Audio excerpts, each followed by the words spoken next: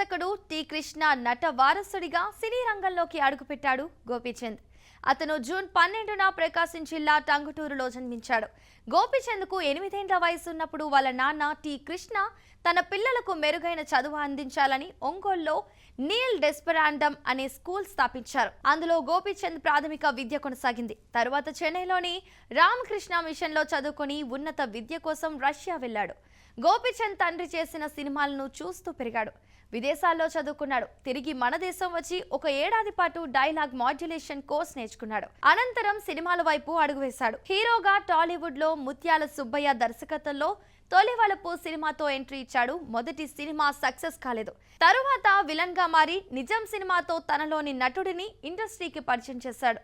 అనంతరం వర్షం వంటి సినిమాల్లో విలన్ గా నటించి హీరోలతో సమానంగా పేరు తెచ్చుకున్నాడు. అలా విలన్ గా వరుస అవకాశాలను అందుకుంటూనే మళ్లీ హీరోగా చేసే అవకాశం దక్కించుకున్నాడు గోపీచంద్.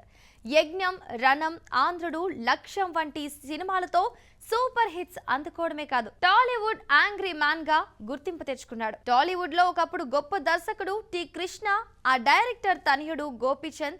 అయితే గోపీచంద్ చిన్నతనంలోనే తండ్రి కృష్ణ మరణించారు.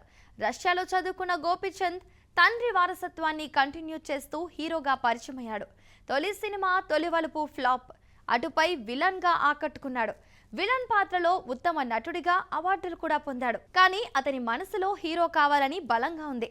ఆ సమయంలో టి కృష్ణ స్నేహితుడు పోకూరి బాబురావు గోపీచంద్కు అండగా నిలబడ్డాడు. ఆయన బ్యానర్లోనే గోపిని హీరోగా పెట్టి యజ్ఞం సినిమాను నిర్మించాడు. యజ్ఞం సినిమాతో బాక్స్ ఆఫీస్ వద్ద సక్సెస్ అందుకున్నాడు. దాంతో హీరోగా కెరీర్ గాడిలో పడింది. విలన్ గా అద్భుతంగా నటించిన గోపీచంద్ యజ్ఞం సినిమాతో హీరోగా మరోసారి అదృష్టాన్ని పరీక్షించుకున్నాడు. యజ్ఞం, రణం, శౌర్యం, శంఖం, లక్ష్యం, లౌక్యం సినిమాలతో వరుస విజయాలను అందుకున్నాడు. అయితే ఆ తర్వాత గోపీచంద్ నటించిన సినిమాలు కొన్ని నిరాశపరిచాయి. గౌతమ్ నందా సినిమా తర్వాత గోపీచంద్ హిట్స్ అందుకోలేకపోయాడు. జెల్ సినిమా పర్లేదనిపించుకుంది.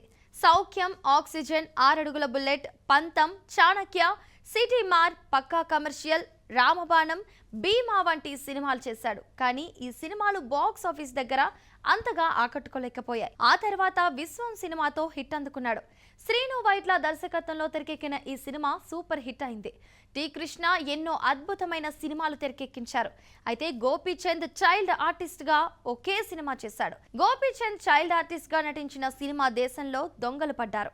ఈ మూవీలో సుమన్, రాజేంద్ర ప్రసాద్, విజయశాంతి ప్రధాన పాత్రలో నటించగా ఇదే సినిమాలో గోపీచంద్ చైల్డ్ ఆర్టిస్ట్ గా నటించాడు. ఆ సినిమా తర్వాత గోపీచంద్ చైల్డ్ ఆర్టిస్ట్ గా కంటిన్యూ చేస్తాడని అందరూ అనుకున్నారు. గోపీచంద్ తండ్రి కూడా రేపటి పౌరులు సినిమాలో కూడా గోపీచంద్ ని నటింప చేయాలని అనుకున్నాడట. కానీ చదువుకు ఆటంకం కలగకూడదని తన నిర్ణయాన్ని మార్చుకున్నారట. అలా గోపీచంద్ ఒకే ఒక్క సినిమాలో చైల్డ్ ఆర్టిస్ట్ గా నటించారు. హీరో గోపీచంద్ లవ్ స్టోరీ గురించి చాలా మందికి తెలియదు. ఎందుకంటే గోపీచంద్ అరేంజ్ మ్యారేజ్ చేసుకున్నాడని అంతా భావిస్తారు. వాస్తవానికి గోపీచంద్ చేసుకుంది అరేంజ్ మ్యారేజ్ కాదు, లవ్ మ్యారేజ్. గోపీచంద్ ప్రేమ కథలో కూడా ట్విస్టులు బాగానే ఉన్నాయి. గోపీచంద్ పెళ్లి చేసుకునే సమయానికే టాలీవుడ్ లో క్రేజీ హీరోగా మారిపోయాడు. రేష్మాతో గోపీచంద్ వివాహం 2013లో జరిగింది. అప్పటికే గోపీచంద్ చాలా హిట్స్ కొట్టేశాడు. టాలీవుడ్ లో అందరితో పరిచయం ఏర్పడింది. సీనియర్ హీరో శ్రీకాంత్ తో కూడా పరిచయం ఉంది.